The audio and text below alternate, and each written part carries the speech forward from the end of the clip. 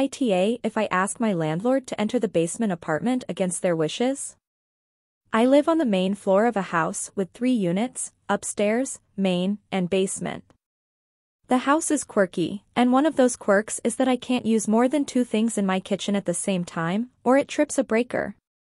I've gone 4 months without doing so, but last night, I pushed the start button on the microwave while my air fryer was going, and before I could say oops, boom, I lost all kitchen power. Easy fix normally. The only other time this happened, I sent a text to the couple who live in the basement, and 2 minutes later, they had reset the breaker in the fuse box downstairs. This time, sorry, but I'm out of the country for a week. They come back late Tuesday evening. I told him I'd need to contact the landlord then because I can't do without power in the kitchen. He replied saying he didn't want anyone going into his unit.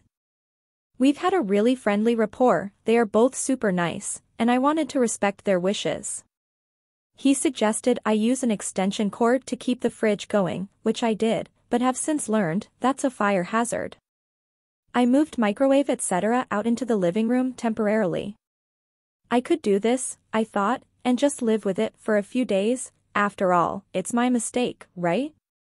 Actually, side note, it's whack that the landlord doesn't fix what clearly impacts use of the unit, but that's besides the point.